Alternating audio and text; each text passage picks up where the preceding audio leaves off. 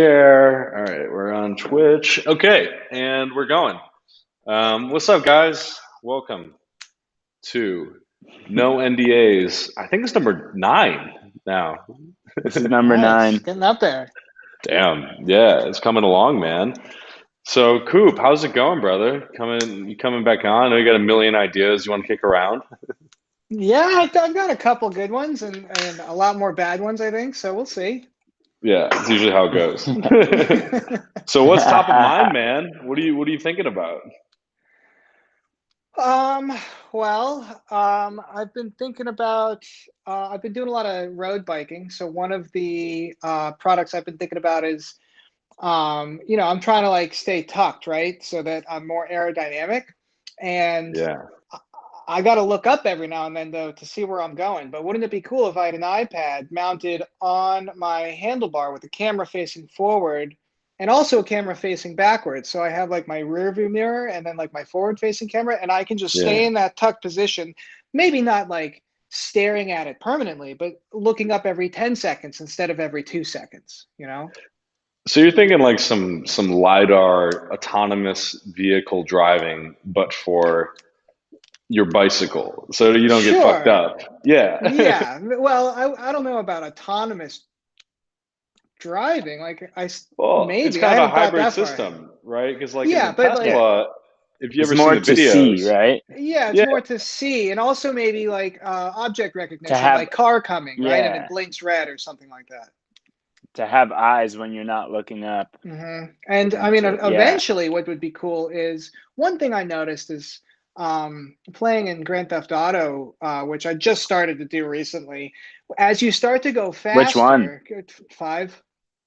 I Nice. haven't done much online yet, but the one that's been out for the last 5 years, yeah, which like one? they haven't updated it I forever. know it's practically a meme now, but no, one thing I've noticed is as when the cars start to accelerate and go really fast, it zooms out almost, and it gives you like a bigger field of view because you're going faster, right? And you need to be able to see more. And I was thinking like, wouldn't that be cool? Like some kind of augmented reality, like sunglasses or something, so that when I am facing down, it kind of like I can see what's in front of me, but it's like projected. I don't know. It's kind of hard to describe, but I Mm. understand it though. I've actually seen there are drones that can follow you. So while you're going for a run, they'll actually hover above you and follow like based on your own criteria. They've gotten pretty damn good recently. So you can almost have a bird's eye view. Now, it does get a bit squirrely when you're watching yourself run IRL, like Grand Theft Auto, while you're physically running. yeah, You're leaving a lot to the computer. I think it's feasible though. I mean, I would imagine like the first system you described is like warn me when some crazy shit's coming up is what you're asking sure, the computer to do, right? And LiDAR yep, has gotten to the point where like I've got an iPad sitting next to me and it has a fully integrated LiDAR system. So you can yep, expect that to be fully integrated in the phone, I'd say in like 3 or 4 years. So it's definitely possible. Um, but man, if you're gonna put a $1,200 iPad in the front of your bicycle, you know, Yeah. I was thinking of Yeah, but using is it like like, could an it older be iPad for just a that, but piece of yeah, software? Could it be a piece of software that you just, and then just have like a clip on your bike? And then you're actually just like clipping on the phone, right? Because the exactly, yeah, phone you already have the hardware. You have the front camera and the back camera. And then it's just like a piece of software that kind of gives you those eyes. yeah, pretty much. And I guess one of my questions is like, is an iPad fast enough to like run it all as like an app, right, locally? My other Yeah. idea as like an MVP was just like a Mac Mini in a backpack, that's running it, and but then you have to think about, well, how are you going to power it? You have to have like a big battery or something. Yeah. So I think an app is definitely the way to go. Um, but yeah, just they do have like rear facing cameras now. Like there's a oh, there he goes. Well, that was abrupt. That And he's gone. is very What abrupt. happened? Oh well. Yo, I dig the concept. Um, Yeah. I've Hey, am I still thought, here? yeah, now you're here. I don't know where you went, Okay. man. Yeah, Now sorry you're about back. that. Okay, It's all cool. good. We'll edit it out. Okay. So yeah, that's just one of my ideas I've been thinking about. The other thing is like a totally different topic, though. It's unless you had more you want to talk about the bike thing. Well, I do actually. Yeah. Okay. I'm a big hiker, Cool. and I really like going hiking in the woods. And oftentimes, some of the best trails in the world are shared between hikers and bikers. There's a lot of them are. And I had this idea for this stupid app I think would sell. It's called On Your Left. And Perfect. all it does is detects when like a person's there or there's an obstacle and it yells on your left. Because that's what you do as a biker. Yep. You end up saying constantly on your left, and that's the whole functionality of the app. So it's kind of like what you're saying. It's like you want to like, be more in tune with your ride without like ruining somebody's day. If you could, automate the on your leftness, that would be value add for both the hikers and the bikers. You're not, you don't feel like an asshole being a hiker and someone's yelling at you, and also you don't have to do it as the person actually riding the bike. So you automate something that's already happening between hikers and bikers. Gotcha. Yeah. Yeah. Same underlying technology. Exactly. Yeah. Well, that's what I'm for thinking is sure. like Might as well add eventually it in it's there. going to exist, right? Like these object recognition things on bikes, so that you can just get warnings and especially for things coming up behind you too. I actually have an augmented reality headset that I wear now. It's a little mirror on my sunglasses, and it's Really? awesome. Yeah. I'll show it to you. Let me just grab it. Like Well, while you're it's not cycling. augmented reality. It's literally a mirror. But I mean, technically, right? It Yeah, augments my no, that's not field of augmented view. reality. It's a mirror. Yeah. It's But it cool. augments my view, right? And Yeah. it's tiny, but it's perfect. It's so more things like that You that can see like behind you. I can see behind me without having to turn my Wow. head, and I use it constantly. I find myself like when I forget it and just go for a quick bike ride, I keep looking for it and it's not there. Wow. Yeah, super nice piece of simple technology. But yeah, I Yeah. think with the detection piece, you could have, the visual element of the seeing, but then the audio element of being able to save your voice, just by having on the Yeah, left. Or I guess people aren't usually on your right, but, if No, it's no, able to that part's an detect that, upsell. It's a $3 that's additional. You don't. for We don't fucking give that every away for free. additional direction is $3. Yeah, different languages. I mean, come on, the possibilities are endless. yeah. And skiers could use that too, right? I find myself saying that a lot when I'm skiing. On your left, on your right. Yeah. Yeah, maybe there's something. I just the prospect of object detection where it can be on the physical person, because even you look at like the things that do this well are vehicles, right? Hmm. And that technology is pretty substantial. It requires dedicated battery, dedicated processors. It's pretty big, a lot of the LiDAR detection systems. So I believe it'll become more feasible in the coming years. Um, I just don't think the hardware is there today, or really the batteries in tune with the hardware. Yeah, I I could be was thinking wrong. maybe just computer vision, if that was going to be enough. I think it's tougher because the background is changing constantly. So Yeah. maybe LiDAR is a better solution there. Anything that's video processing in real time is going to be extremely battery intensive. That's the Gotcha. thing. Yeah, Like, for sure. that's like like imagine just taking a video on your phone, you'll notice your battery dies pretty quickly. Hell Now yeah. now have a locally running instance of machine learning running against something that's taking this information in real time and then has to like basically unravel what that means in real time. It's very, very battery intensive. Not saying these computers can't do it. It's just going to be like the engineering around that's going to be substantial. Yeah. Hmm. Yeah. So I like the idea. I don't know. I think the minute that you can even walk is like riding bikes pretty fast, but walk and be able to detect things around you in real time, that's a game changing technology in general, right? For sure. Like you know what this is versus that thing. Your phone knows what it is. Like you could do a lot of things with that. Yeah. Yeah. Advertising. You think so? Maybe. I mean, Yeah. eventually, yeah, with augmented reality, it's like virtual billboards popping up everywhere For sure. based on I your don't think I location. don't think people are going to tolerate that. I know I wouldn't. Well, maybe you pay for the ad-free version, and the free version is good enough that people put up with the ads, like YouTube. Yeah, I mean, it's interesting because everything's encapsulated into like their own apps. You have all these like little miniature universes, which are all kind of controlled by Apple. Like Apple's going to be the one who introduces all this technology. So they're going to be the single source that makes all the rules around what is and is not possible. Did any of you guys watch the recent Apple developer uh, they introduced something called app clips. So app clips is you can basically take your camera, point it at something, whether it's a QR code or an everyday object. You can then run that object against like the everyday database of objects that they have, and then present a miniature in-app experience based on the image recognition of the object. So if I have a company that makes like snowboards, and I point the phone at the snowboards and it recognizes that, it can then run a little miniature app experience called an app clip without you having to even download it. It's kind of like that. Interesting.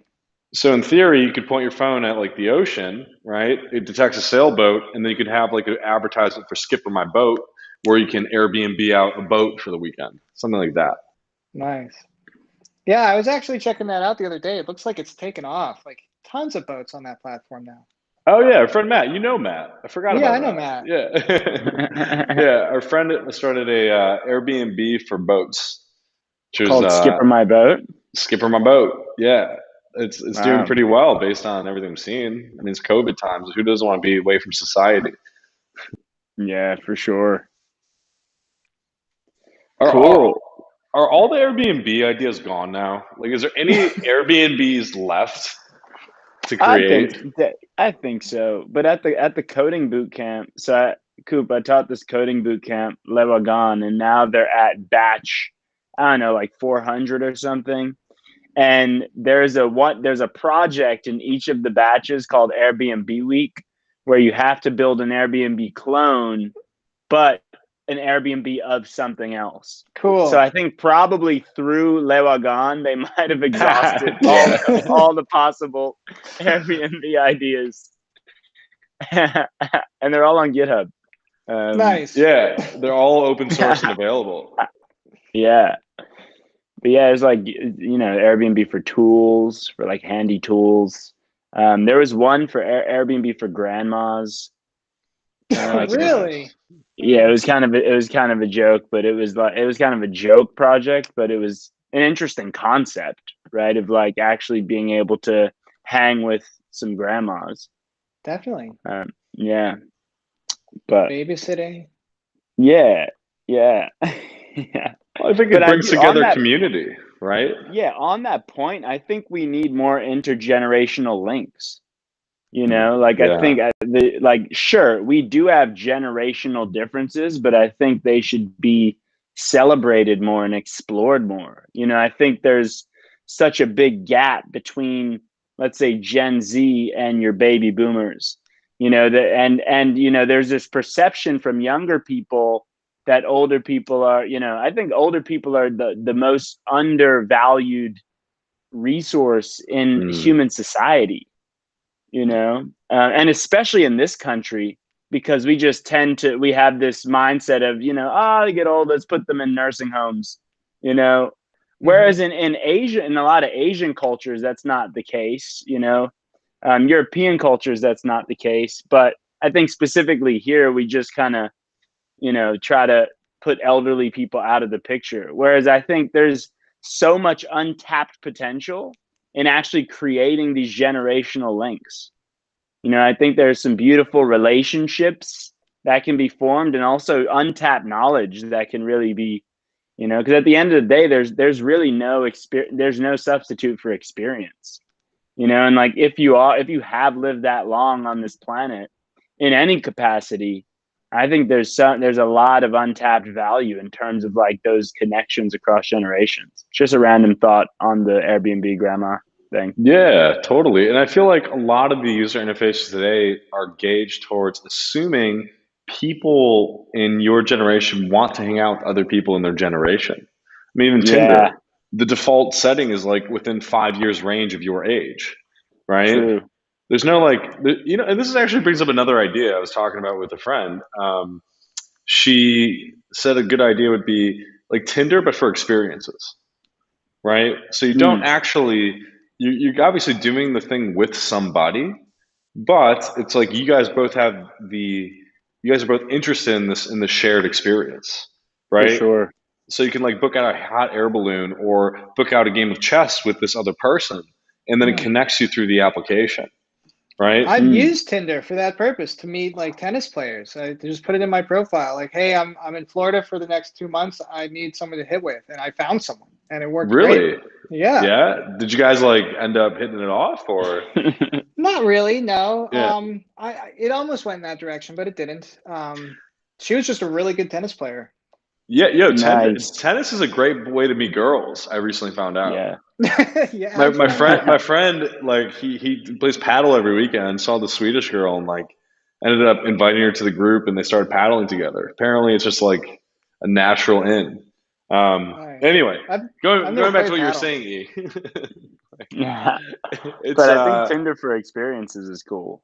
yeah, Definitely. I because I would fuck with that. Like just you go Yeah. on these joint experiences with people and not even under the guise of dating. I think even like Tinder for mentorship would be Yeah. fascinating. But I agree. would it turn into a sugar daddy app? Is the question. Yeah. Well, I actually just signed up for something called Lunch Club. Do you guys know this one? I'm on it. Yeah. I, Oh, you are? I Okay. mm, I've heard of it. Is it similar to this at all? Like, I mean, just setting up one-on-ones with people? Like, I haven't, I just signed up today. Well, I think at its very core, it's a similar concept. It's like you're setting the intention to meet somebody in a range of interests or intentions that are similar, right? Yeah. It's kind of like what all these things are. It's like we have these shared interests or age range or attractiveness that we connect people through, right? So I guess the question is like what components of interest are not being explored through this medium, right? Hmm. I do believe a lot of the Airbnbs have been exhausted, but I think the Tinders and connecting through different experiences and other interests, even if it's through like maybe mentorship finding, right? I do believe there's other mediums that should be explored when it comes to creating one-to-one human connection or one-to-few human connection where you go into a group. Hmm. Oh, 100%. I am working on this project with this this client, the client that has like this instant chat app, right? It's kind of like a regulated version of chat roulette, if you will. And I hate to say that because they hate making that comparison because It's there is such fucking a chat bad roulette. Yeah, because no one wants to be compared. but I think that there's such an interesting use case of those one-to-one connections when it comes to um, like some of the big divisive issues that we're facing at the moment. Let's take Black Lives Matter and racism in this country that's becoming such a huge point of discussion. I think these one-to-one chat apps could be interesting for safely being able to discuss and explore uh, opposing viewpoints. I Ooh, I always thought like there was that. Like, something chat with a interesting there. racist. Yeah, like chat with someone who has an opposing viewpoint or something, and maybe there's some Interesting. community guidelines or, Sure. guidelines on how to approach the conversation and stuff. But the thing, and when it comes to, I guess, speaking as a Black person, when it comes to racism in this country, I think even some of the more implicit racism, I think there is a degree of lack of exposure. I Definitely. don't think that like, there are certain people that have never had a Black friend, or never actually sat down and spoke with a Black person, right? And I'm just using that one example, but like, I just think that one-to-one chat on mobile is such a powerful mechanism to easily make those connections in a safe space where you don't even, because the people that do have different viewpoints could be in a totally different place, right? If you're sitting in New York City or San Francisco, you're typically surrounded by a certain energy of folks, but maybe the people with the opposing viewpoints are not necessarily within your physical location.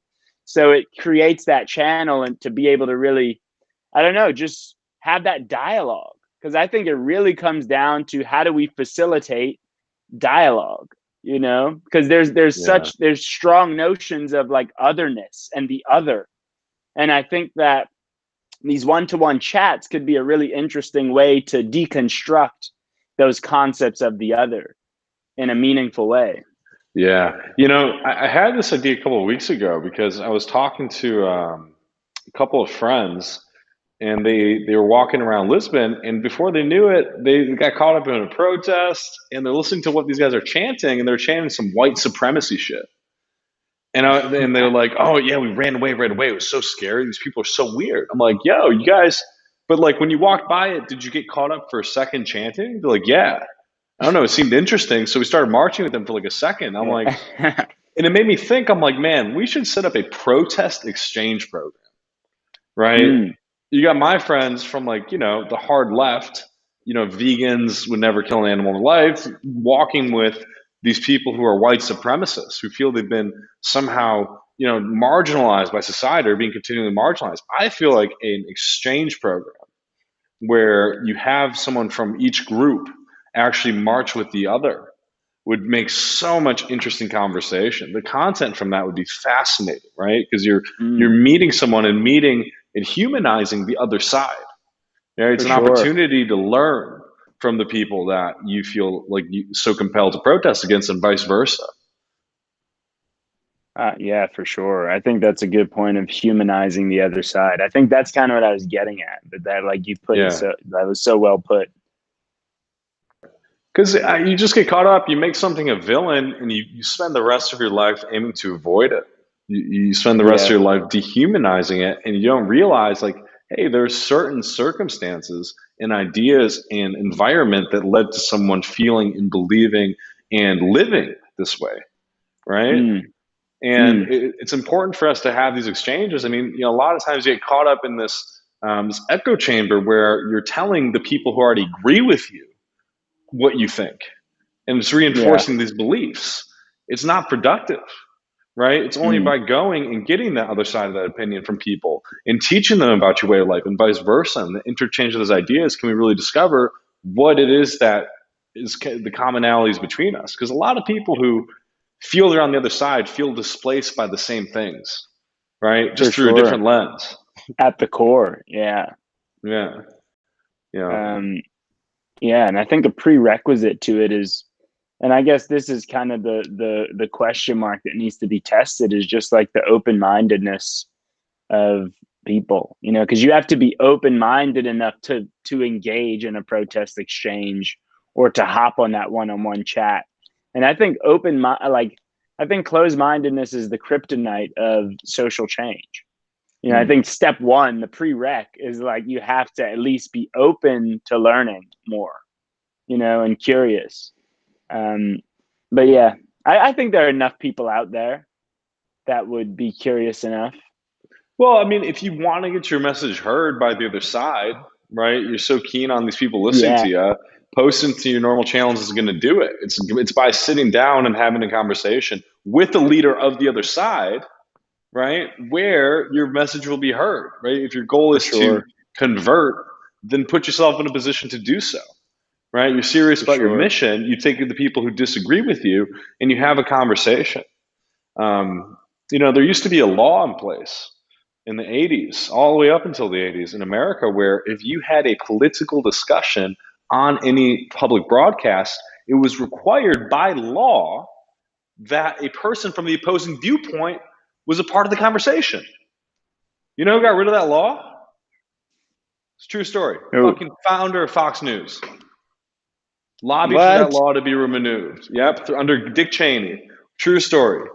Interesting. So we lost the ability to have discourse. Before, if you had someone say an opinion, you had to have someone who had an opposing opinion. We don't have that law anymore. And I feel like it's created the cycle of people live in these echo chambers and kind of create our own without any empathy for the other side. I feel like any step in bringing back that productive discourse and correcting history And making sure that you have to hear both sides, especially through the broadcasters media, is a step in the right direction. Yeah, for sure. It reminds me of that Dr. Seuss book about the butter, like which side of the toast. You remember this one? No. Oh, basically there was like these two different groups of people, and one group buttered the top side of the toast, and the other group buttered the bottom side of the toast, and they went to war over it, and they had this huge battle, and the whole point was like, it's what we're arguing over is irrelevant anyway. Like at the end of the day, I think that we're going to agree on most things, right? Like we're having these Yeah, we're both disagreements that just buttering the don't even toast. matter. Yeah, exactly. Yeah. We're all just buttering on the toast, just doing it our own way, and that's cool. Like I think if you can get people in the same room, in the same platform, like having these discussions, they'll realize we have a lot more in common than we do not. This is what I Yeah, think for about sure. these extreme, like not extremists, but people who like take the time to go protest. Yo, if the person from one group was to be in the body and the environment and the upbringing and the experiences of the other, and vice versa, I bet they would still be in the same groups. I feel like there's some sort of environmental like component that compels you when you feel marginalized that you're going to speak the fuck up, right? And the truth is, all these people and all these different groups, they feel very marginalized in their own specific way, right? And it's by finding the common threads among us that I think we can get a lot further, and you'll develop empathy. And the minute you see humanity in somebody else's eyes, right, where you didn't before, things just change. You open up your heart in ways that you can't even fathom when you have someone who you used to hate and now you love, right? You see them as a Mm. brother and not as an enemy. Yeah, I think a lot of these people are fighting for the same shit. They just don't realize it yet. Yeah. Exactly. Yep, I agree. Yeah. I think there are some people fighting for different things, but I think a lot of people at the core are, you know, I think it's coming from a similar place. And I think in the end, like our core human needs are really not that different, if at all. You Mm, know, in the yeah, end, everyone wants to feel love, right? Everyone wants to be able to be themselves, right? And actually be comfortable with themselves and be vulnerable and be loved. And, like it's like at the core, I think humanity is striving for similar things, similar sensations, similar ways of life. Just it seems like different manifestations and different lenses and different viewpoints of how they get there, or what people feel is the right way to get there. yeah, But I think that at the core, it's very similar. Because in the end, it's like you know, everyone kind of thinks that they're doing the right thing. That's the interesting yeah, part. Everyone thinks that they are doing the right thing, which shows you that, maybe morality isn't so binary. Maybe morality isn't like, maybe it's a broader question of whether there is universal morality, but even if there is, or if there isn't, it's like, I think, yeah, it just shows us that, they think that they're doing the right thing. Even if you look at the most extreme of situations, right? Even if you look at what's happening in, for example, take the Islamic State, right? Take like, they think and empathize. They believe that they are doing the right thing, you know? yeah, And it's like everyone thinks that they're doing the right thing. yeah. I mean, and that's the big challenge, right? It's like being Middle Eastern Christian, right? Having Yeah. family whose heads were cut off in the pursuit of the Islamic State in northern Iraq, Right. right? Right. How this is the big question. It's like, how do I love ISIS? How do you have Yeah. love and empathy It's for ISIS, for these people who right. decimated my family, right? Right. Like, and that's the big challenge. I mean, even like in Wow. the face of all of these things to say, like, this person literally wants to cut my head off. How do I have empathy and love for that other person? And once you can establish that, man, it's just And everything becomes easier. can you? I get it. Believe it or not, I do. There was this. I've always been a fan of discursive design. Like shit that makes you think in interesting ways. Yeah. And one of the things I wanted to create, this is like before ISIS, being Middle Eastern, always being in these situations where it's very charged conversation around this, right? I wanted to create a VR game called Little Muhammad, where Muhammad wakes up and he's in his village. His mom is making, you see from the first person perspective of Muhammad. He's making his food, his mom's cooking, his sisters are all around, everyone's laughing, and then you go outside and you're on your way to school.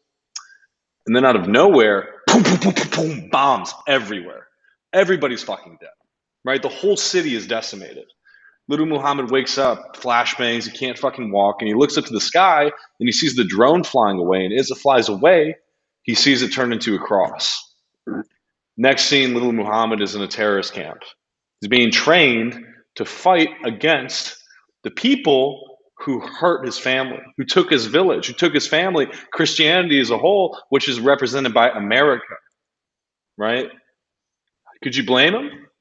If your city and your family was decimated by the enemy you've been taught to from an extremely young age to be America and Christianity as a whole, what would you do? Right? Would you sit by and just roll over? These kids are being taught at a very, very young age that these ideals of America, encapsulated by Christianity, which is one of our core foundational elements, is the enemy. Right? And obviously, like, ISIS has a whole different take on this. They want to. It's a whole different angle, but the concept is the same. They feel marginalized by these other people, by America, by Christians, right? And I do. A lot of them didn't have a chance. A lot of them grew up in these contexts of hate, right? They were trained from a very young age to believe and think this way. Could have been any one of us. Could have been any one of us, right? In the context of these destabilized places. So I do have some empathy. I think that game specifically would establish more empathy. And honestly, I think that's one of the most exciting parts about VR for me personally is I see how it can be a tool for empathy. With some of these immersive experiences that I've had on headsets in VR, it's like when you're put in a position in a way that only at the moment only VR can do.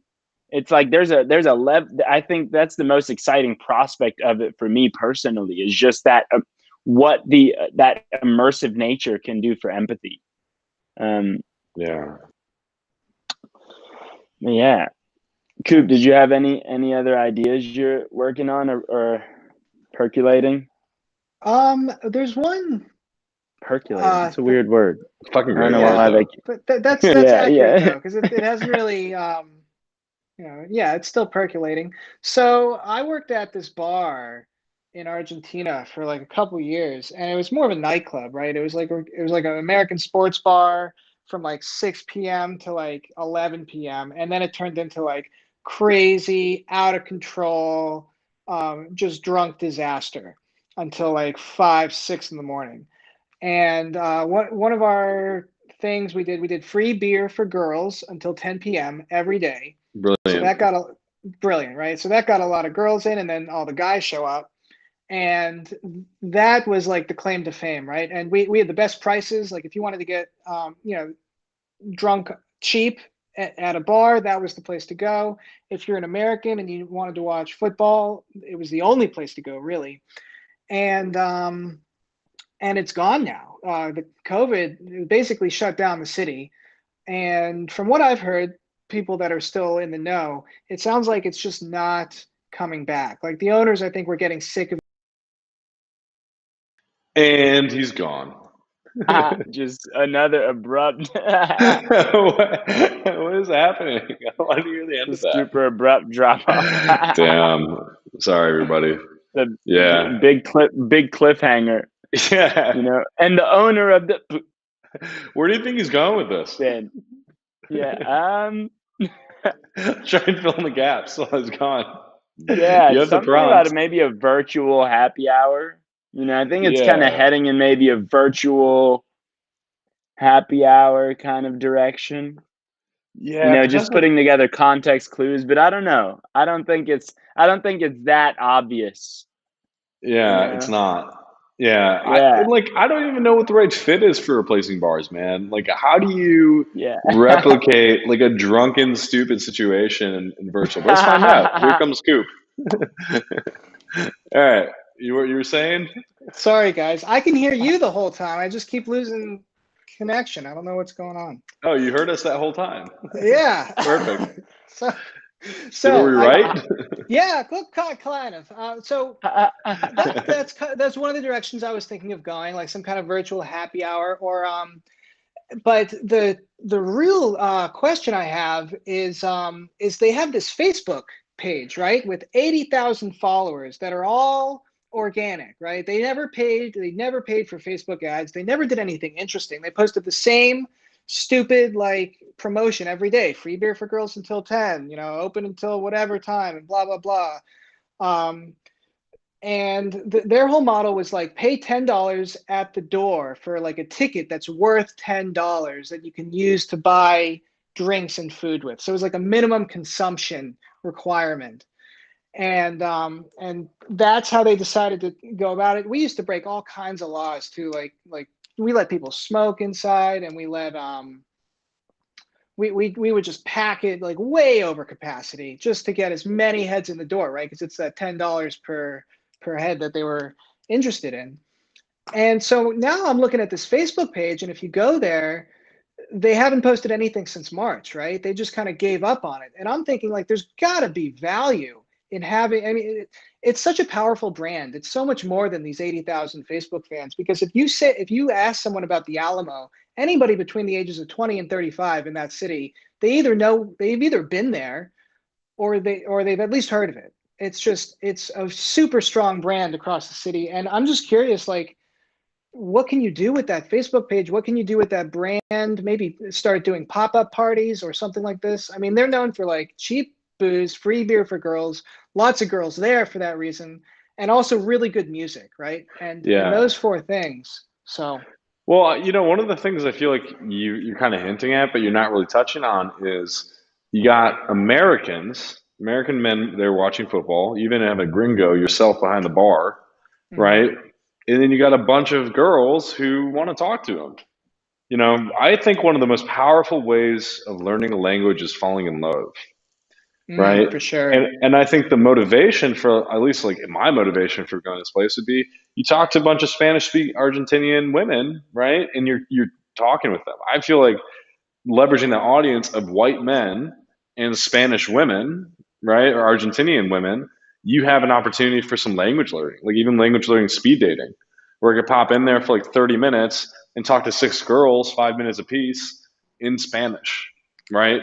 That's one opportunity I could imagine being the case, right? Yeah. Um, but I feel like it's because the physical bar is gone, right? The days of us going and having these fucking crazy bar infested orgies, I feel like that's kind of out the door. So you got to kind of ask yourself, in lieu of that physical location, how do you leverage that audience, right? Like what other opportunities are with a bunch of white guys and a bunch of Argentinian women? Like, what can you do with that? You got to get kind of creative, right? Yeah, And 80,000 is nothing to laugh at. That's a lot of people in a Facebook group. And you can definitely do something with that. for sure. Yeah, I've always been curious, like, what are these, these brands doing essentially to make money, like that are only Facebook groups, or they're just an account that posts funny things or whatever, like they're selling ad space. I mean, how much is that even worth? Like, if I went to this guy and said, hey, how much would you sell me this Facebook group for? Like, how would I even begin to put a value on it? Well, you gotta be able to guesstimate what the LTV of each user in that Facebook group is, Yeah. right? So, and then on the flip side of it, you got to kind of guess like, hey, here's how much it would cost to reach an audience of 80,000. I don't even know if you could reach the whole audience. Like even with Facebook posts today, you have to pay to reach the full audience. But in Exactly. theory, you have a bunch of people that are interested in going out in Argentina at night in a specific demographic, right? Yep. And you got to ask yourself who would find that audience valuable, right? And then try and come Gotcha. up with deals to advertise to that audience. And just hope that they don't reject the concept of hearing anything that isn't the bar itself. That's true. Maybe it doesn't work, right? Maybe it's like, I don't know. Like, I wonder why people even joined the Facebook group to begin with, because like we never did anything interesting on it. The bar sold itself, but it just grew into this big group anyway. Yeah. I got a funny story. My buddy, there's this shitty diner in Grosse Pointe, Michigan called Linda's Place. And it closed down a couple years ago. My buddy made a fake Facebook group for Linda's Place, like claimed the location and everything, and they had this whole campaign about reopening Linda's Place. So he would make like regular updates about this shitty uh, cafe that was reopening. And even Linda herself, like the owner, came on and was like, "I'm not opening it or anything." And like he would respond like, "Oh, Linda, you're so humble." Like and like got like thousands of followers all around this concept of this fake reopening. He's got like videos and shit to prove it. It's just the funniest Oh, thing. Still updates it to this day. oh, does he just keep postponing the Wow. opening or something? Yeah, well, what happened was it ended up getting written up in the Grosse Pointe News. So anytime someone comes on the page is like, "Yo, this is absolute bullshit," they always reference the shitty newspaper article talking about the opening that's like was started by this Facebook group. That's funny. It's one of the funniest things on the internet. You have to go through the comment history, man. You'll crack up. Yeah, one thing that popped into my mind about this Facebook group is speed dating, like virtual speed dating, as kind of a a surrogate to drinking and socializing, right? And I have been at some pretty successful speed dating events that are really fun, and I do think that there's an easy way to facilitate digital speed dating, because at the end of speed Yeah, dating, you typically write down who you're interested in or whatever. Whereas, that's so easy to do digitally that I feel like yeah. there's low hanging fruit with speed dating Dude, and digital. you put me in a room full of Brazilian girls in a Zoom call, and you let me cycle through them. I'm gonna have a good time. I'm learning Portuguese right Yeah, now. I'll pay Like money that. for that. I would drop my Portuguese tutor right now, who, by the way, just happens to be an attractive female. I'm not saying that was the Yeah. intention, but it doesn't hurt. Okay, like getting in the habit of talking to girls in Portuguese, right? But if you had a group of, I would pay for that. Shit, I'd even pay the girls. Like I would pay them the money to show up and even like just entertain me for fucking 10 minutes a piece to teach me Portuguese. Nice. Yeah, it's There's a going back lot. to that language learning model. Dude, I have several Yeah. friends who have met their long-term partners as their language tutor.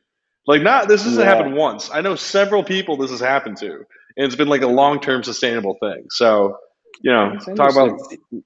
yeah, It's an interesting conundrum, and one that I'm talking to this company about now is like that model is based on gender dynamics, and it's like, yeah, but at the end of the day, it's also based on in truth, right? That like that yeah, would get you to want to learn Portuguese, right, you yeah. know. Um, so it's a weird thing, but it's like, is that should that be something that's okay and celebrated? I think Like so. it's a question. Yeah, Fuck it's yeah, a, dude. it's Listen, like, let's be real. Everything we yeah. do is motivated by sex. Okay, you want to Mm, look more attractive up until a certain point, right? Like right. the Yeah. most fundamental biological shit that we do as animals on this planet is to fuck.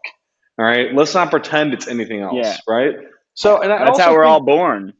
right, and I Yeah. believe Yeah. that you can learn through people too. It's like Mm, if a girl came to me, I had this interaction last week. A girl was like, you know, da da da, she wasn't that into me. And she's like, oh, wait, you're a coder.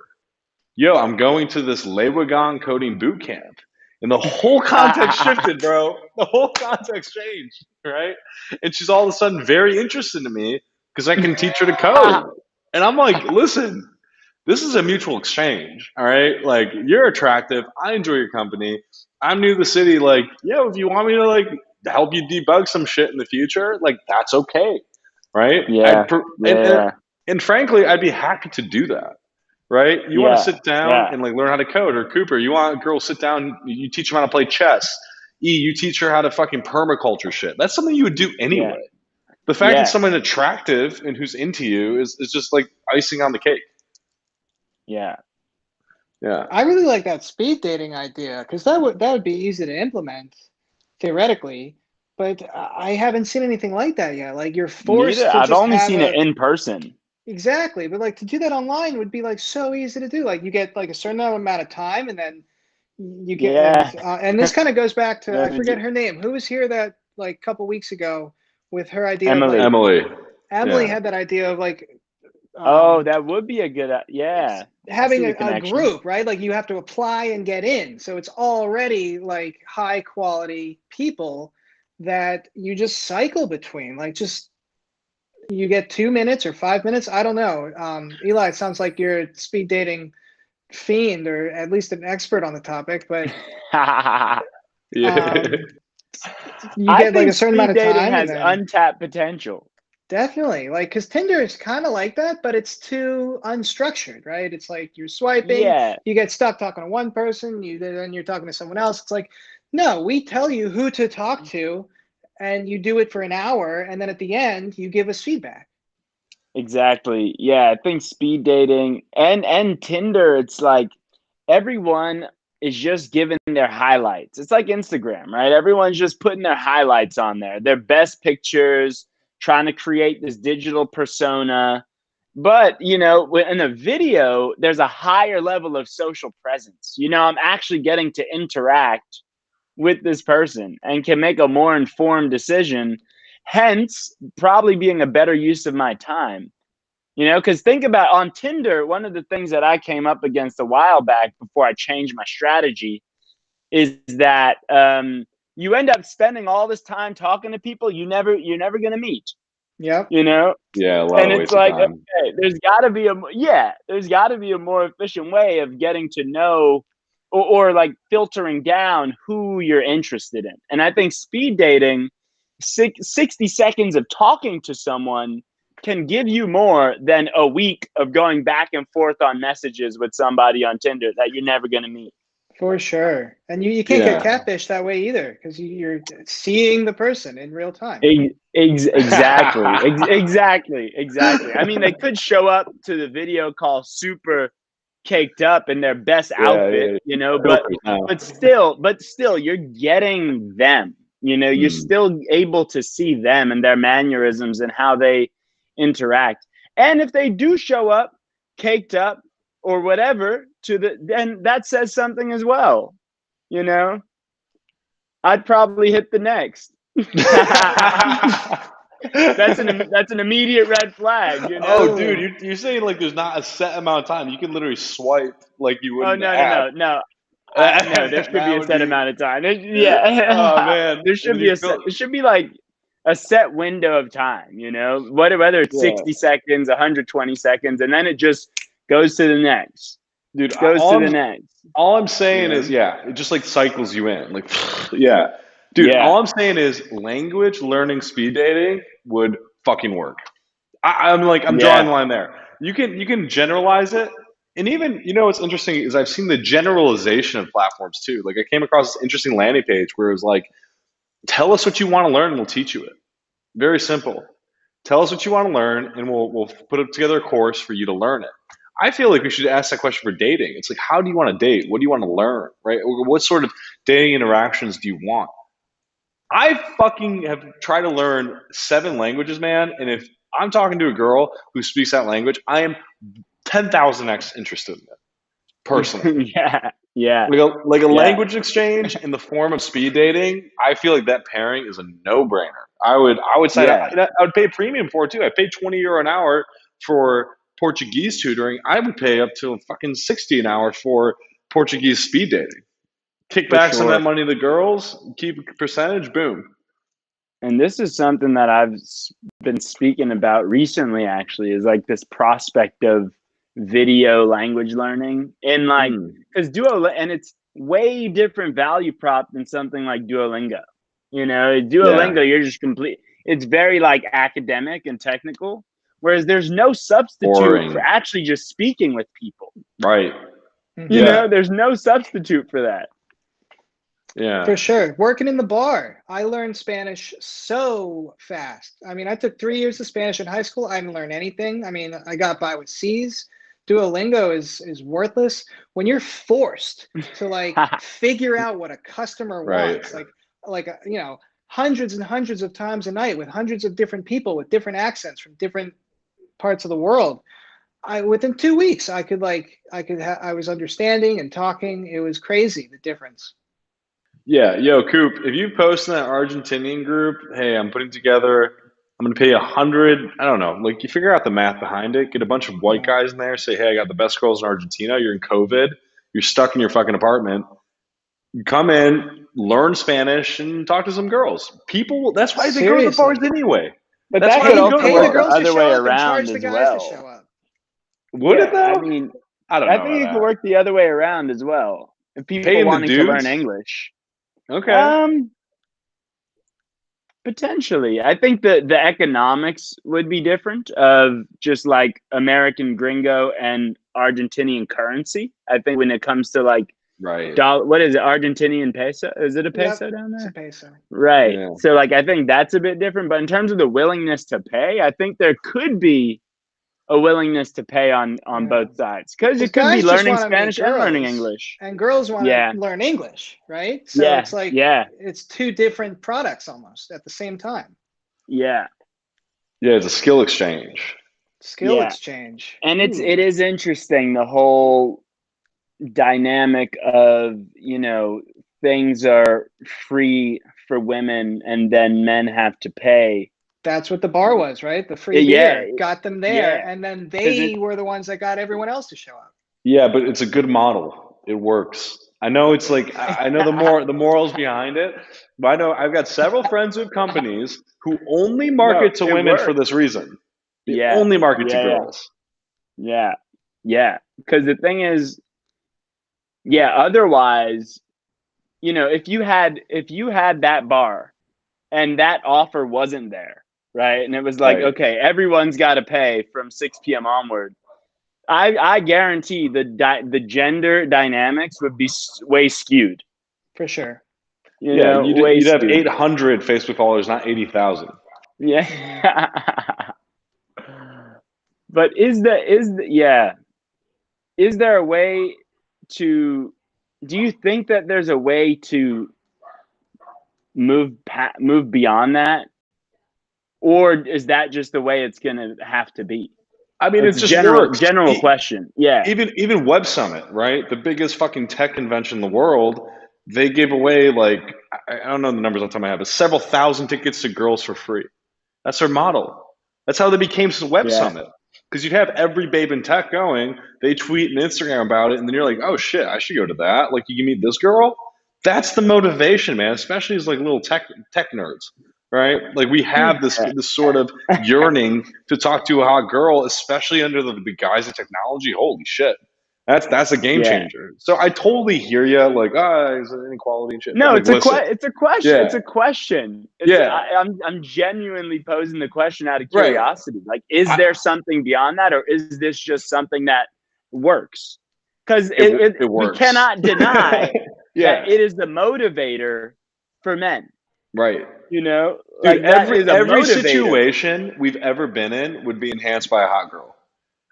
Even if it doesn't make any sense, right? With the exception Yeah, of yeah, very few, like maybe a group project, Yeah, these really, exactly. you actually need all the resources. But like, it's a nice thing having a divine feminine spirit in the yeah. context, right? Where you feel attractive and you're interacting with them, right? Now we don't all get that chance, so it's Do you always think it goes the other way?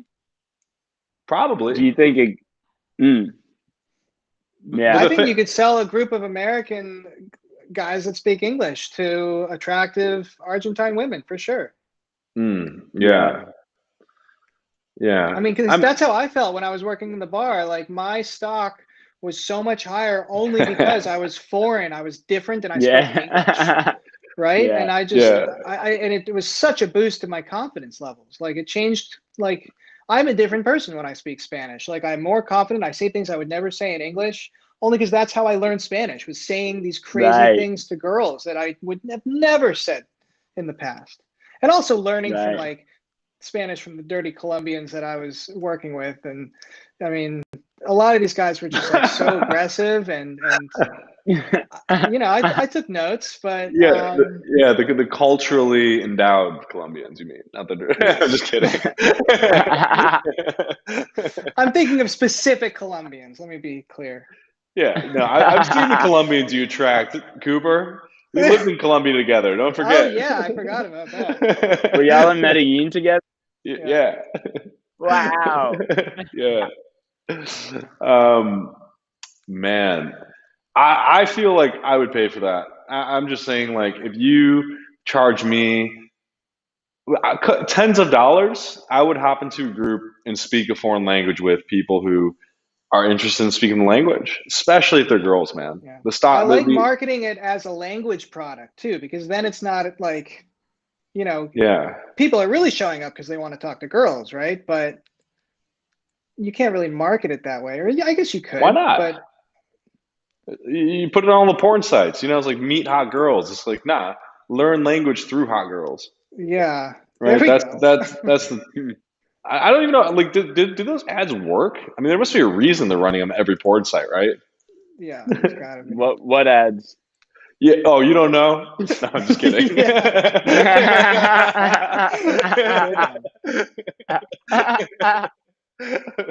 Let's be real. We've all seen them. But what ads?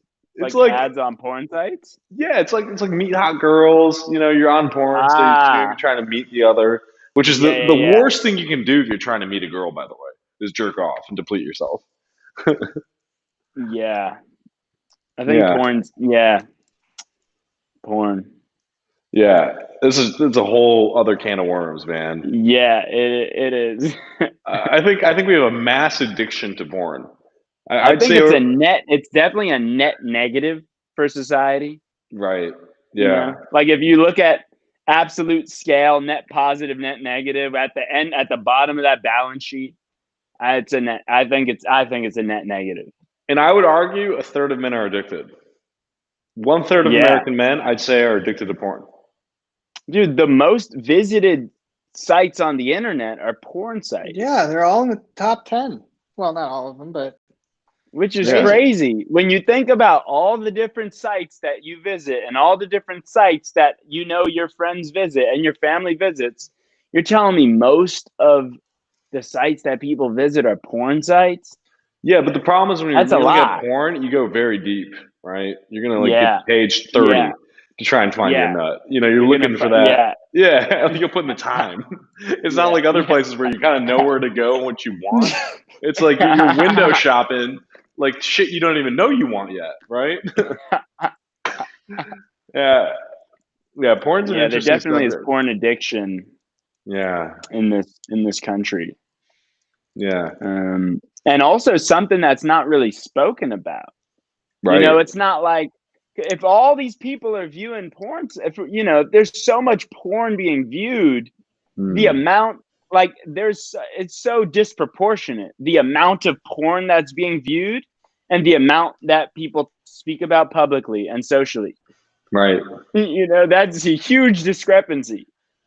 Well, I think if the most sites on the internet that people view are porn sites, think about the amount of dialogue socially or publicly that people have around porn. That's a crazy discrepancy. Right. Yeah. Yeah, I genuinely believe that as a man, the worst thing we can do is have that cheap dopamine of constant release and depletion from visiting porn sites. Because you're emptying out your energy in the name of nothing, right? And women can sense that. Like when you are emptied out and you have no more motivation to go The out there chi, and the chi. right and be with your woman and to embrace her and to earn her love, like earn her touch and earn the privilege of sharing your energy with another person. You can just like at Yeah. any point, if you're out and like talking to even like the hottest girl you've ever seen, you can say, I'll just go home and jerk off. You know, it's like you get in Yeah. this habit and you're not willing to put in the time or work on yourself in the long term to put in the effort in order to gain that person. Yeah. And it's interesting because a lot of women that I know, when we speak of masturbation, I think men have a much higher tendency to watch porn and masturbate Mm. versus women, I think, have a higher tendency to masturbate without porn. Right. And so you're right. Yeah. I would argue the same thing. A lot of them don't watch porn, which I think is very interesting. Yeah. Yeah. Which I think is healthier. I think it's 100%. healthier. Well, because it's a I think porn it's a creates, form of yeah, manifestation, right? If you're not watching yeah, something, yeah, you actually like, yeah, and here's the other thing. You can masturbate without coming. You can masturbate without releasing. for That's a sure. healthy endeavor. Like you're thinking through what your partnership's going to feel like, what she looks like without porn, and you don't release. That's actually not the worst sort of meditation, right? Yeah. Because you're getting a glimpse of what it's going to feel like when you attract that person into your life, not some sort of like bullshit like, oh, I'm going to feel good right now. I can have any girl I want in the world. That's just not the way reality plays out. Yeah. Masturbation. Mm. Metabation. Yeah. I'm Dude, seeing a new idea. wait. I'm That's seeing a a new good idea idea, forming actually. here. Dude, that would actually be interesting. You know, Yeah. you have like a woman manifest. I think manifestation as a service is something that's going to be huge with augmented Yeah. reality. Okay, I think you're going to be able to like walk Yeah. into your house, have everything you want, the perfect girl, and like you're going to manifest it. Like that's what happens, right? You put yourself mentally into that position, the world catches up to you. So I'll say this: if you start jerking off to the girl that you want without porn and you don't come, I bet you're going to be better off because once you see her, you're gonna be much more motivated intrinsically, right, to pursue and to open up the possibilities of actually gaining that partner if that's your Mm, motivation. Yeah. yeah. And then you feel so depleted after jerking off, man. You come and you're like, you feel like a dirty piece of shit when you look at your phone again, and you're like, oh, what is this smut? Get this off my screen, you know? Yeah, you delete your browser history. You should be mindful if you're opening up your fucking incognito. Be mindful of why. Think about that shit. Like, Yeah. Yeah. It's Yeah. a good Yeah. point. Yeah. I mean, that says something on its own, right? right? Like, I'm not willing. Like, I'm hiding this from nobody, Like I'm right? not willing to own. I don't want to own this. I don't want this right, attached Yeah. to me. So I'm right, gonna put it on the private tab, and then when it's over, I'm getting rid of it. And right. No wait, trace. what? Yeah, no Yeah, trace. yeah. See, the thing is, nobody's looking at your browser history except for you. You don't even want to type that shit into Yeah, your search bar and be reminded of it. Now, here's what's fucked up though, because now you got the keyboard suggestions, right? So you can't Oh really yeah, they escape it. remember that stuff. It doesn't know if you're typing into incognito browser. So some people, you'll find it like right at the top of your keyboard, what you really want, right? Mm, Mm. Yeah, that's yeah. funny. But I think masturbation is manifestation is, with foreign language speakers would be interesting. Just throwing that all into the one. Uh, yeah, it's interesting, man. I do believe, and I would also argue there's a lot of innovation, more healthy innovation to be had in porn, right? Like You if think so? porn, well, if porn's the extreme, right? And Yeah, a yeah. healthy, sustainable relationship is the other extreme. Mm. What's the in between? Right? How does Yeah, someone who's like you assume a third of men are addicted to porn? What are the steps into something that right, turns into a healthy, sustainable relationship? right. Yeah. I We saw don't. an episode I saw an episode of Trigger Warning, and I guess we're over time, but I can, This is if y'all interesting. have. Yeah. Okay, so I saw an episode. There's a series called Trigger Warning on Netflix. It's by a guy named Killer Mike. He's a rapper from Atlanta. I He know has Killer this. Mike. He has a docu-series, right? What? And Yeah. he has a docu-series on Netflix called Trigger Warning. It's No fire. shit. Oh, okay. It's dope. And the second episode's about education and how education's flawed, fucked. We all know it. But he is looking at how can we teach vocational skills to people? Like, how can we actually teach people vocational skills that can get them in the job market and have them earn a living? And so he's thinking, what's the best way to teach people? And then he makes the connection that the most viewed sites on the internet are porn sites. So clearly people are into porn. So he goes on this whole endeavor of, can we actually recontextualize porn? Can we recontextualize pornography Oh, to actually teach people vocational skills? that's Whoa. genius. Wait, vocational meaning like life skills. Yeah, Life like the skills. plumber shows up at the door, Yeah, and like, it's like, and oh, my husband's not home. All right, but Yes. first we gotta really fix the sink. Yeah. Exactly. Yeah, like the girl with her breasts showing, like you learn how to Yeah. swap out a Exactly. pipe. And they do it with it, Exactly. and they try to make it as accommodating as possible, so that, like, you know, the plumbing scene is a heterosexual couple, the sink draining scene is a homosexual couple. You know, it's like they try to really make it accommodating for all Right. Yeah. preferences, and kind of Well, have you this might need different versions of like, because like people that are into the heterosexual probably aren't also into the homosexual. But when he But did it in the viewing, he had the people sit there and watch the whole. They put it all in yeah, one video. okay. So I bet it did probably make some people uncomfortable. It might have been their first time watching, you know, male on male porn or female on female porn or even hetero porn. It might have been their first time, and they did have some interesting reactions. Right. You For know? sure. Well, this is what I mean. This is Um, what I was saying about the hot girls, that like your attention is peaked when you're attracted to somebody, right? Awesome. and No that was matter, the whole insight that he was going off of. right. Cool. Yeah. It's like learning without knowing you're learning, right? Like Karate Kid, like paint the fence, wax on, wax off. Like he doesn't know he's learning karate this whole time. And like you're Yeah. just watching porn, but really you're also gaining skills or Yeah. knowledge that you don't know. Yeah, I But you're think right. Go for it. I mean you see the rise of ASMR, right? What's that? It's like you can whisper sweet nothings into the ear of your partner, Ooh, that gives me tingles. Right, exactly. Yeah, you might be into it, Coop. You know, I haven't known yet. Go on YouTube and search ASMR, man. And if you can combine skill learning with ASMR, which is fucking taking off, man. This isn't a joke. Like, you look at the rise of these YouTube channels, man, millions of followers. Like, I mean, there has to be billions of views on these videos every day now. Combine that with skill learning, that's an interesting pair, right? I wonder if you get like kind of a Pavlov's dog reaction though. Like all of a sudden someone's like watching someone fix a sink and they start getting horny. Yeah. Right? Dude, when I made programming tutorial videos, the only comments in the videos were about my voice.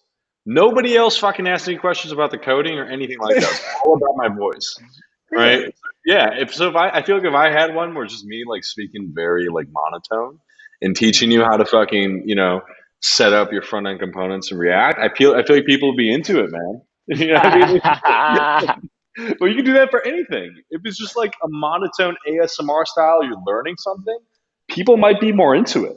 Yeah, like you Right? say, like just having a hot girl around adds so much to it. Why not just like really attractive teachers? Like just give Yeah. them a script even. Yeah. Yeah. Yeah. And do you think sexual attraction or sex is an innate human motivation? Hell yeah. Hell yeah. Yeah. 100,000%. Like, let's not kid ourselves. Like, we're not that woke No, yet. it's just a question. Yeah. No, it's just a question. It's just a question. I do believe I'm the way of the superior man is to suppress, right? And to integrate it more healthily than I believe we are as a society. But that motivation never Mm, goes away. right. Yeah. Yeah. Never. Mm, And yeah, maybe if we're more honest and have more open conversations around porn and can integrate porn in like not even the content, but like the sexual appeal into things that previously didn't have it, I think it would hit an interesting audience of people who want to be aroused but also want to learn some shit. yeah. Yeah. I think there's something interesting here Dude, because like if it is an innate, you yeah, know, if sexual attraction is an innate motivator of sorts, right? And that's not a socially constructed motivator. If we look at that as an innate motivator, it's like, how do we actually leverage that or contextualize that in a healthy, constructive way? Which yeah. pornography in its current form, I don't think is, Oh, Hmm. you interesting. know?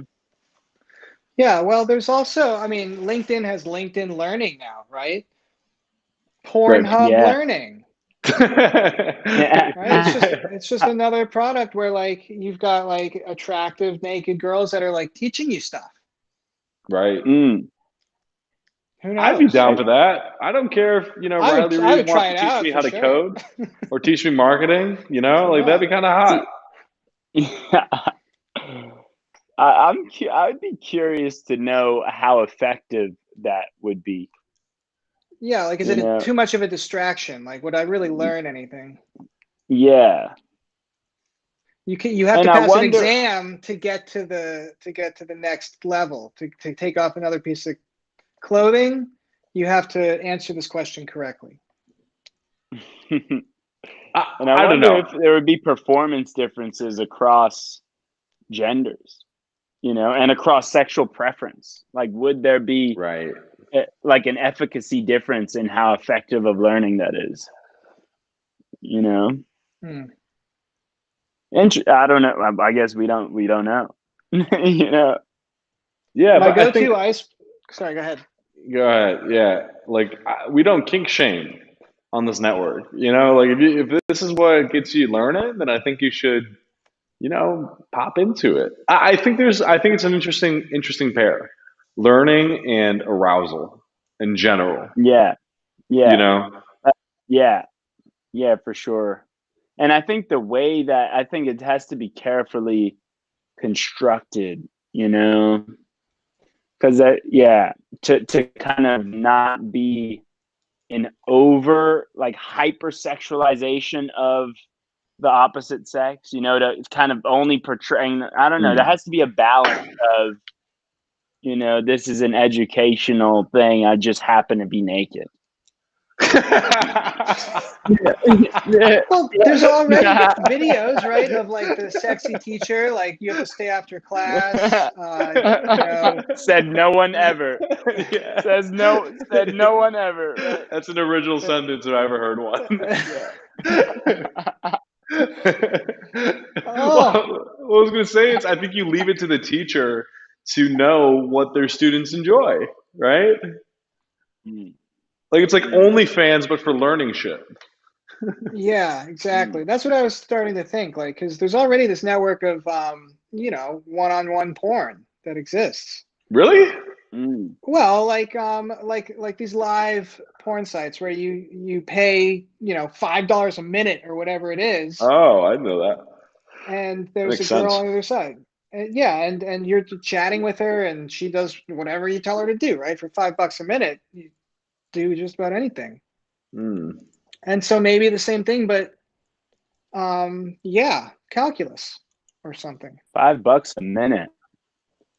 or whatever it is. It's something like that, That's a good hourly rate. right? Yeah. That is, yeah. Just in general. Some of these Hmm. girls make bank. I was talking to this one girl I met whose friend got like a $10,000 tip Wow. from some Wow. European guy. But I don't know. I like that idea of just kind of like you say, there's that big discrepancy of how much we're viewing it and how much we're talking about it. Maybe this can bring it a little more mainstream. Yeah. And make people more I feel like comfortable. it's already happening with OnlyFans. Like you have people who can set up, and it's not like marketed towards like, oh, sex, but most people use it that way, right? What you're pretty much Wouldn't it be saying fun to is, make an OnlyFans that's only tutoring, that's only chess and dude, math? Like, oh, I I don't think get naked. you I just use the you watch platform. chess YouTube, right? I watch a lot of chess on YouTube. You Yeah. know who Alexander Botes is, right? Is he the one with like the real Eastern European voice? No, it's Aggramator. But this it's like there's like two hot girls who play chess. I think in the Oh whole yeah, chess yeah, yes. network. Okay, I know who both of them are. She one time joked, she's like, I'm gonna make an OnlyFans page, and you just go on there and you learn chess. Like she's Yeah, not gonna get naked. It's the same concept. exactly. You Same go there concept. with like, and like I think it leaves it to every teacher to like you teach in the way that you feel is most appropriate, right, Hmm. or whatever you're comfortable with. Yeah, they both know they're wicked hot. Right. That's okay. Yeah. Yeah, Yeah. Yeah. I I'm like just that saying, idea. like speed dating language learning, I think that's fire. I would pay for that today. I would drop I a think lot of speed. money right now for that. I think speed dating language learning would go off. That's a really good Be- idea. And you just hire a handful Yeah. of tutors for each language, even Yeah. to start. Yeah, you choose If your you language first, and then you choose your Dude, person. if you did that in Lisbon, and I could go to every expat here and just be like, hey, I don't know, €50 to start. You pull that money in, you take a cut, you get a couple girls, and then boom. I mean, these girls charge between 10 and €20 an hour. Yeah. I'm just curious. I'm curious to know if these models, because this is also something I'm like looking at more broadly, if these models work in all ways. Like is it also feasible to get women to pay for men speed dating teaching languages, I think so. or Now is the it price might be different, but for sure. I mean, the Argentine and women then and loved meeting American guys. Like that was a fact. right, and then I'm sure I think homosexual men would have a motivation to for hot men to teach them languages, and also with women, right? Also the trans. My question is like, can this be a universal? It's also something I'm thinking more broadly about on this project, but like, can these models be universal? Because oftentimes we see it very one way. It's always like the men paying for shit, Okay, you know? let's be real. If you're a woman Yeah, right now, like yeah, before COVID started, right, and you wanted to have sex tonight, Hmm. yeah, could you have sex tonight? yeah, Period. Any yeah, woman in any major city, regardless of like how they look, or I would say you could be the most unattractive person, could go out and find someone to fuck them tonight. We Easy. yeah, don't have that luxury. We yeah, gotta work a yeah. lot, hell of That's a lot true. harder. And why? Why do you think that is? That's what I'm curious about. I don't know, man. What is That it? is a Some good question. biological And I interwiring. think is it's that something biological. socially constructed, or is that something innate and biological? Well, either way, if you're living in the social construction and you're not woke, right? Everyone in your social network plays by the same rules. Yeah. I feel like that women, you gotta understand is that when they have sex, it's much more of a risk, right? Yeah, for You know, sure. it's like they have to protect themselves in certain ways that we don't have to. Like we have the ability to Genghis Khan it and fuck, multiple tens of thousands of women over a lifetime. Women don't have that same luxury, right? And it's different Because of motivations. safety. Safety, pregnancy, Right. the liability, a number of different factors that play into that For versus sure. us where our motivation is to fuck everything in sight, right? Spread our seed. So, I mean, there's certain cultures Is where, that, like, yeah, do you think that's our motivation? I would say if you stripped away everything you know right now, like let's suppose you fucking Men in Blacked you with that fucking doom, right? You forgot With everything you yeah. are, and I popped Damn, you throwback. yeah. Throwback. If I popped you into the middle of a Bali, right? You'd be Yeah. on the beach, fucking dancing and singing, and you'd be doing your thing, man. I've seen you. Like it wouldn't be much different. Same with you, Coop. Fucking in Colombia, Like it's just what we do. It's what men Yeah. do, you know? And maybe it's not great it's that way, and some women do partake, but I do think more men by default overall do tend to lean towards the image of sleeping with many women. That's something that I don't know many men who don't have that image in their head, right? Mm. I think you can weed it out, but like the teenage vision, even if it is from like pop culture, I do believe it is a innate male desire for whatever reason. Mm. See, I think, and you might agree with this, but I think it's more like quality over quantity. That's why I asked, like, is that the motivation? Like just kind of a numbers thing? Okay, very high quality and high quantity. Okay. Yeah. You might have, or you're talking about standards, right? But if you have enough quality in high quantity, you're going to dabble with all the quantitative, But also connection. I think like standards and also connection. You can't deny that having like sexual relations with someone who you're deeply connected with is far different than a one night stand. But I believe that connection comes with maturity. Yeah. The need for connection, and you've seen the value in connection, comes with experience. I do believe that. Yeah. Yeah. After you fucked as many girls as you can.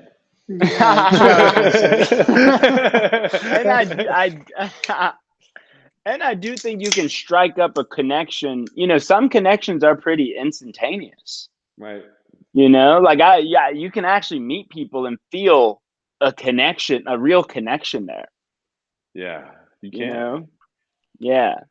And I think that perhaps also comes with experience. It comes with like this level of energetic openness and really, being open to those connections. I think over time it starts to happen. Well, I feel like you have to first be in tune with yourself, right? You have to be coming to a place where you're overflowing with love and have so much to give for a woman to be able to like come into that, right? And give back. But it's we're going a little over time, guys. Yeah. Coop, thank you for joining. Thank you for joining us, man. Yeah. Appreciate Coop, you guys. Thanks, man. Appreciate it.